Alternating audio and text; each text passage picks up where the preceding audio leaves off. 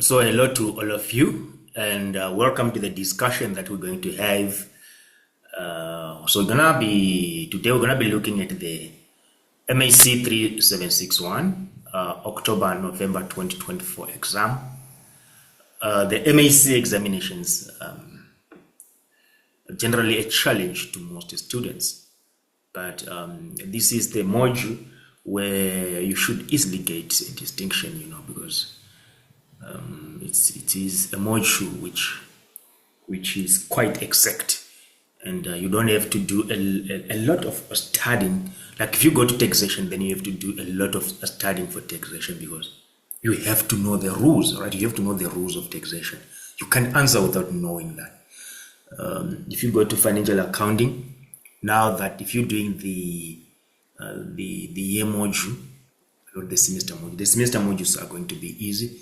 But if you're doing the year module at that level, then it's not really difficult, but there's a lot of volumes to be covered, and there's a lot of calculations. FHC has a lot of winding calculations. You have to calculate your carrying amount, so you must start from 2016 all the way 4 years with adjustments, and it's something that you might know, but it's long and winding. And the good thing with MAC is that you don't have to do a lot of studying, and the calculations are not long and winding. They are straight to the point. You just need to know the principle and and have the technique to extract the valid variables, the variables in the question. So that's the tricky part of MAC, because it's unstructured.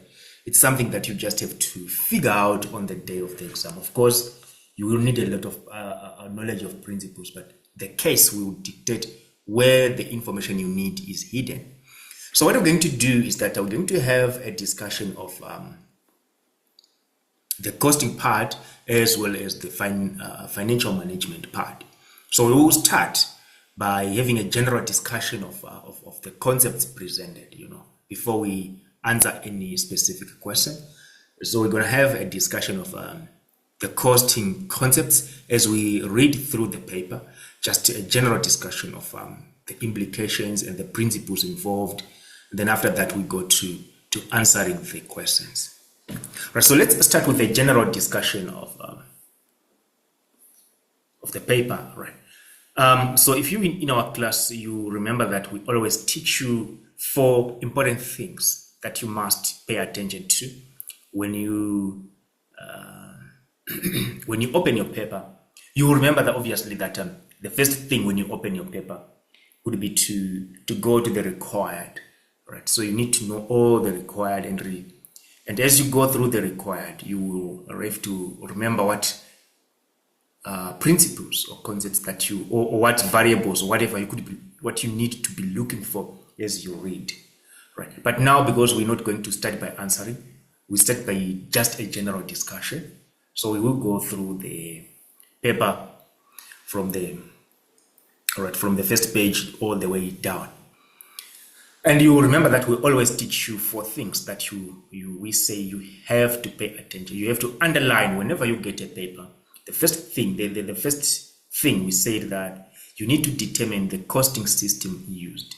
Is it absorption costing or is it direct costing, right? Because this is going to affect your valuation of inventory, right? So this is going to affect your valuation of inventory.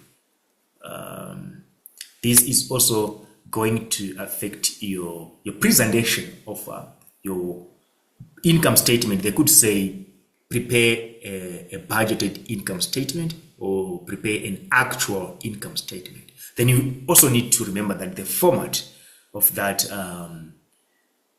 income statement is going to be determined on the basis of whether the entity uses absorption costing or direct costing. So we say to you, the first thing that you look for is to determine whether the entity uses absorption costing or direct costing. So as you read, that's basically what you will be looking for. Right. So if you look here, the entity uses the absorption costing system. Then you underline the implications of this.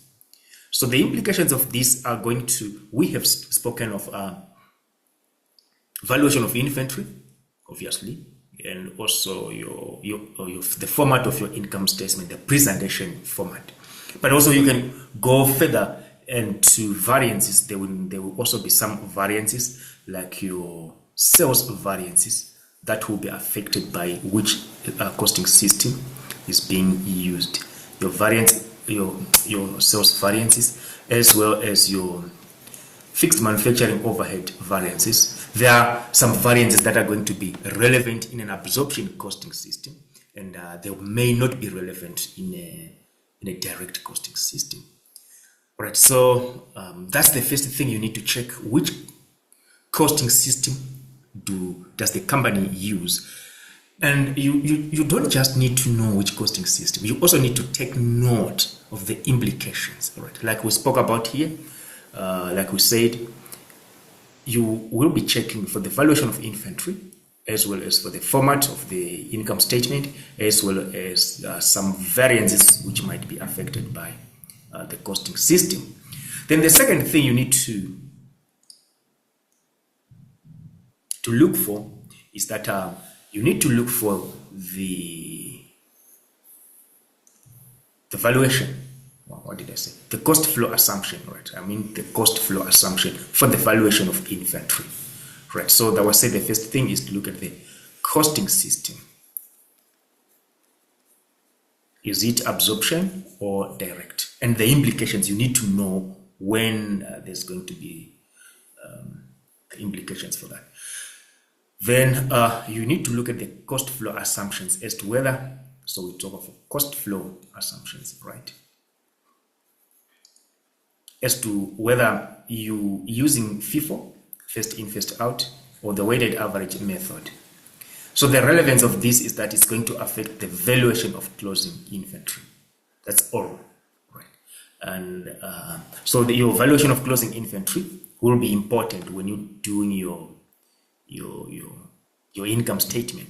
So if you look at this question, they will also tell you that these guys use the weighted average method. So this is the cost flow assumption, and you have two of the four things that we say you look for. Then the third thing that you need to look for when you go through a paper is to determine the cost object. Right? You need to be very, you need to pay attention to what is a cost object, right? And in most cases, the cost object is referred to as the unit. So you need to determine the quantity of a unit. How much is a unit? And this is very important because then the unit or the cost object is the thing which you want to determine, whose cost you want to determine. You want to determine the cost of a cost object, or maybe it's the selling price or whatever, that's the profit or whatever, but it's going to be the cost object. In most questions, that cost object will be identified as a unit, right? So you need to pay particular attention because the costing that you need to apply, whether it's the costing of the inputs, will be based on the quantity or the unit that we're talking about. So sometimes you have a unit being 300 milliliters, and so which means that if you're dealing with costing of that unit, you need to determine the cost of 300 milliliters. So if it is direct labor, then you need to determine the cost of direct labor for 300 milliliters. You might be given the cost for a liter, right? Or the cost of ingredients for a liter, the cost of direct labor for a liter, the cost of fixed manufacturing overheads for a liter. And what you want is to convert that to the cost of 300 milliliters, if your unit is 300 milliliters. So you need to know and pay attention to the unit, what constitutes a unit. Then we will find it out, we will find out as we go. Then the fourth thing, which is obviously obvious, is to determine your year end, right? Your times, your year end. Which year are we in? Right. So this is the basic frame of what you should be looking for. Right. So if you look at our company, all right, it has a 31 August year end, right? And it has divisions, so we love that. We will be underlining that. So we look forward to a question that has to do with divisions and possibly transfer pricing, right? Because that's normally they're related in concepts. When we're dealing with divisions, we normally have to do transfer pricing and your performance management of divisions, which is a very important topic for at that level. Right. We are also told that normal and budgeted manufacturing capacity units are the same. All right. We won't go into any details on this one. Then our fixed manufacturing overheads are absorbed based on direct labor time. Right. So for the absorption of fixed manufacturing overheads, this is a very important concept in your costing. Very important. It's something that you can't afford to ignore when you prepare to go into the examination. And we consistently have said over the year that when you deal with your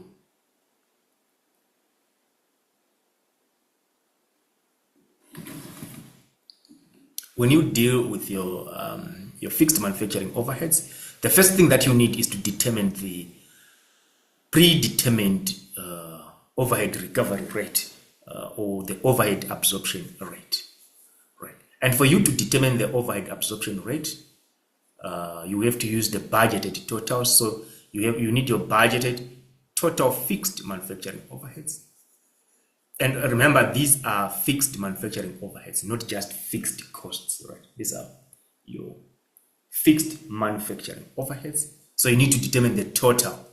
And then you divide that total by you look here, it's they are absorbed based on direct labor time. So the allocation, the absorption basis, the recovery basis, then you need the total for the recovery basis. In this case, the recovery basis or the absorption basis is your direct labor time. So you need to determine the total budgeted direct labor time. So you will need two things. You will need to use your overhead absorption rate. You will need the total budgeted fixed manufacturing overheads. And I said here, fixed manufacturing overheads, not fixed costs, right? In general. Then you need the total budgeted allocation basis, right? So you can call that your T-baby. Total budgeted allocation basis. So the total budgeted allocation basis, in this case, it will be the total budgeted direct labor time. Then this is going to give you your overhead absorption rate. So if you look there, it's going to be runs per hour. All right. So now once you have your overhead absorption rate, your predetermined recovery rate, and it's going to be runs per hour. See there, it's runs per something. All right. In this case, it's per direct labor hour. So now you need to apply that to actual production. And so you need the actual hours worked in actual production. Because what you're going to do is for each hour, you're going to apply a certain amount of rents, right, per each actual hour. So the total absorbed or the total applied or the total recovered is based on the actual hours, because our overhead absorption rate says runs per hour. If it was runs per unit, which would mean that your production units are the absorption basis, then we would need the actual units produced.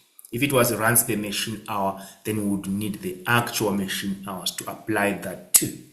Very interesting. We have taught you several times on this. If you can refer to your notes on the principles of absorption costing, all right, for last year. Oh yeah, because yeah, it's last year. You can check that. We did cover that as well, right?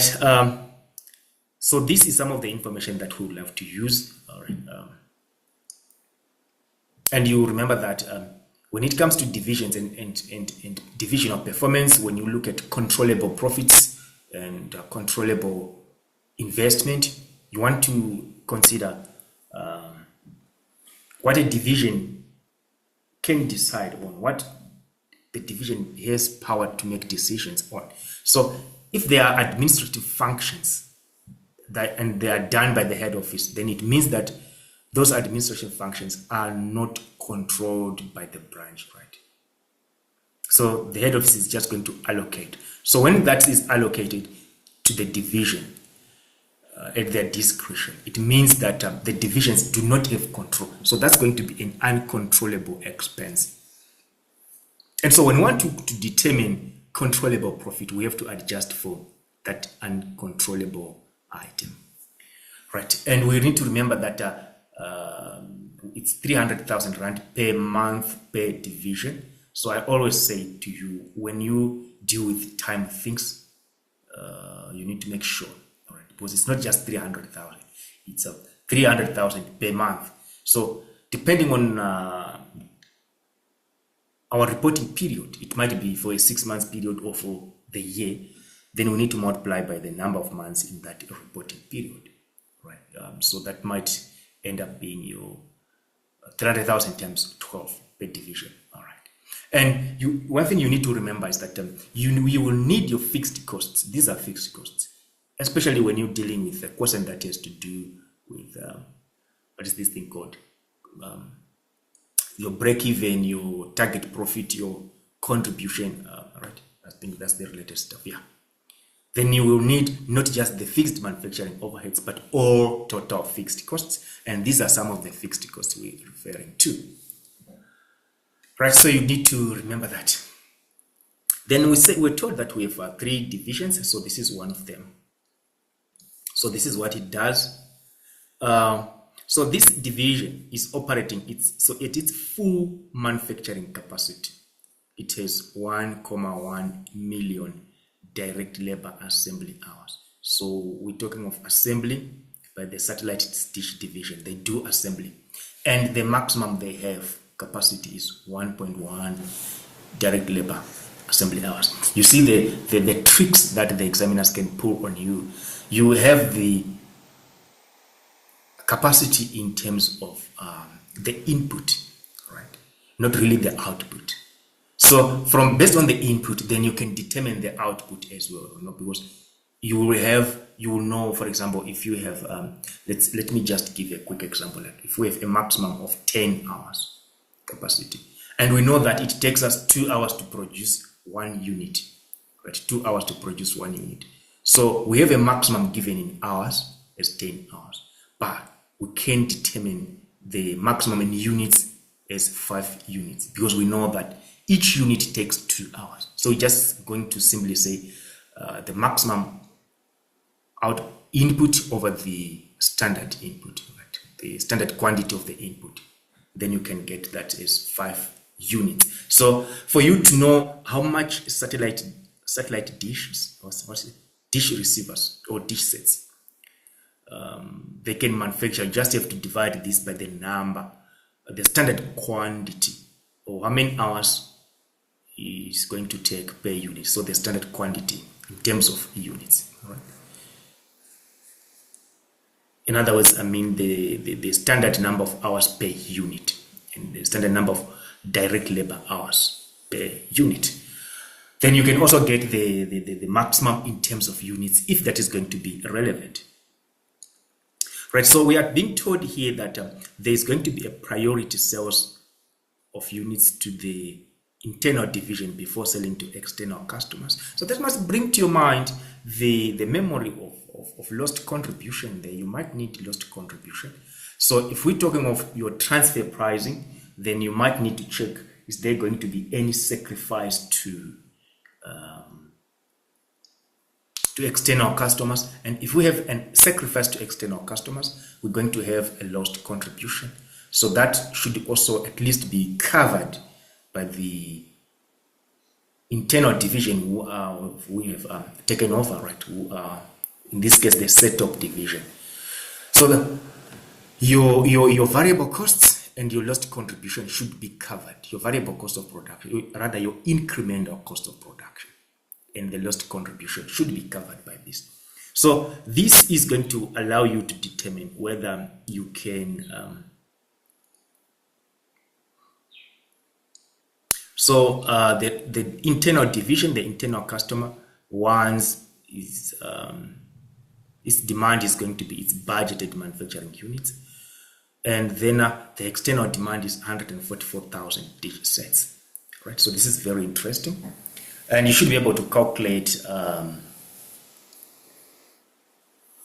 whether there is a shortage, because you now can determine how much dish sets will be demanded by the internal customer and how much is demanded by the external customer, then against our maximum capacity, which we can determine, and we have to convert that to units, remember, by dividing by the standard quantity. Yeah, all right. Then we can get the maximum in units, right? So the requirements per dish set, we need 4.5 kilograms, right? So this is your standard questions where we have to determine your standard cost per unit as your standard quantity multiplied by your standard price. And we've taught you how to align the units of measurement, all right, so that they are aligned. We have explained that to you. When we dealt with the tools and techniques in cost accounting, we explained to you what you need to do. Right, so these are the ingredients that you're going to be included there. That's fine. Right, our total fixed manufacturing overheads budgeted, we have them here. And we now need our, you will need your total budgeted direct labor hours. All right, and then this is the budgeted selling costs. And as you read, you would have gone through the required, right? And you need to set a reminder that, okay, these are the budgeted selling costs, 27 rand per dish set sold, applicable to external sales only. So you want to think in terms of whether I will need to use this for contribution. And if I have contribution, then, all right.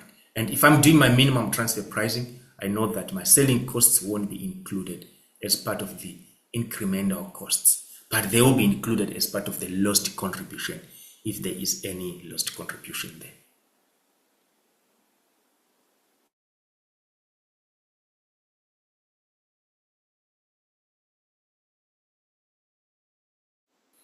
Right, brilliant. Then we go to the section B, and that talks of the other division, who is the customer for the other division, all right? So these guys sell this and that, right? And what is a unit here?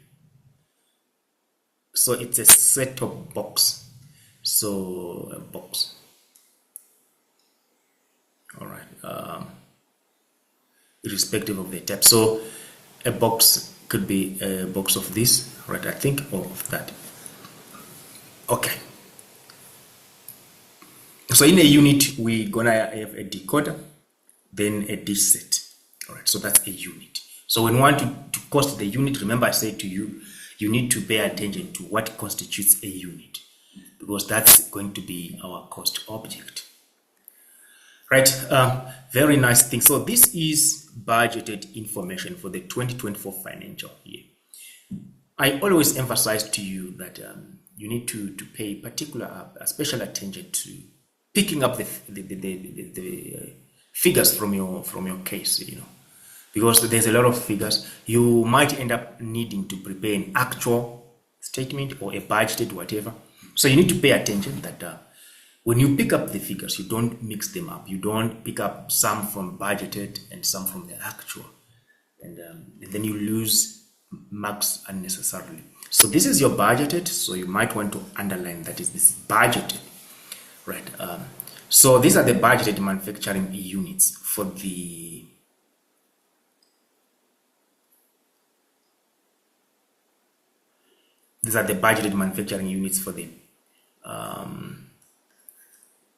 the division, and this is the total. So from this total, you can add this.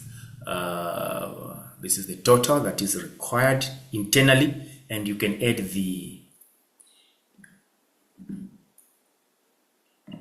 external demand that we came across earlier, and you can now determine whether there is a surplus or a deficit that will lead to a lost contribution, right? And here you have your sales units.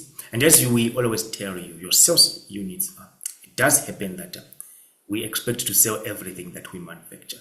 And one of the things that you want to look at, if you look at the budgeted sales units, is obviously your contribution. Is that thing called contribution, right? Weighted contribution, all right? Where you look at break even or target profit for multi-product in a multi-product environment. Because at second level, we learn just for one, but at third level, we do for multi-product. The principle is the same for 2, 3, or 4, or any an amount, right? And one of the things that you need is to know how to calculate your sales mix. We have taught you about calculating your sales mix.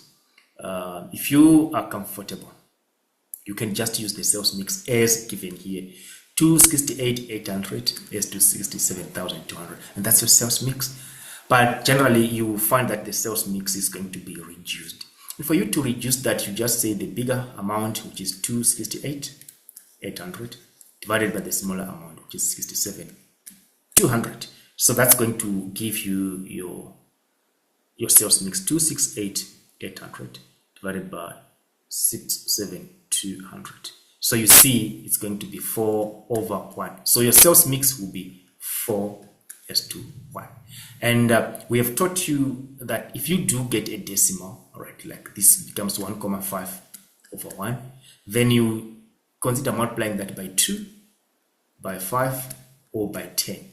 Whichever is first is going to remove the decimal for you, because without decimals, it's probably more convenient without decimals. So if you would get something like 1.5/2, then you multiply both by 2, then you get 3:2 is your sales mix. We have taught you those things. And I don't quite know what happens on the day of the examination when things don't go well, but everything is taught to you. These are our direct labor hours. Do you see that this is direct labor hours per what? This is per unit. All right. What is this? I think these are the quantity of direct labor hours, not the cost. Right? So the direct labor hours is probably 1.4 and here 0.9. Then the selling price per unit is what we have there. Then the cost per unit. Right, which we may have to determine. Then the other variable manufacturing costs per unit are given to us here. That is other. All right, so this is the direct material cost. Then the fixed manufacturing overheads for this. All right, so that applies to the set-top division, not everything. Then we have selling costs. And one of the things that you look for in your selling costs, when you get selling costs as an accounting student, all right, you need to know that total selling costs would ordinarily include your variable selling costs in their fixed element. So when you have your variable here, then you should be able to determine your fixed element. And the fixed element of the total selling costs, you need to remember that if there would be a question on contribution, on break-even or stuff like that, where you need the total fixed costs, you will need to include the all fixed costs, whether they're manufacturing overheads or anything. Then also the allocated is going to be part of whatever of the fixed cost. Then this is your target profit. Very nice, simple, and straightforward. So fixed manufacturing overheads are absorbed based on budgeted annual direct labor time. All right, so this is what we have been talking about. And this is the actual information. All right, so you're not going to worry about that. And we're told that the total opening inventory, this is our total opening inventory, right? So that if we are preparing an income statement, this is what we're going to have to include. And then the selling prices, this is the actual, right? So now we remember we've moved from the budgeted to the actual. You need to underline that. And these are our selling prices and our selling costs. Right, let's go to the technician division and see if there's anything.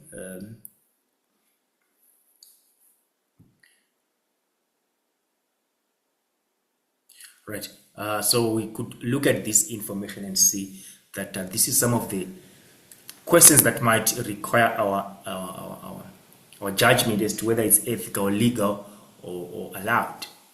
Right, and then we talk of insurance and other stuff. Right, I think we're almost to where we are. Then the division manager is complaining here that things are not fair, so they need to broaden their approach, not just on net profit before tax and bonus. So the head office is looking at various approaches, and it is prepared the following actual. So this is the actual. Right.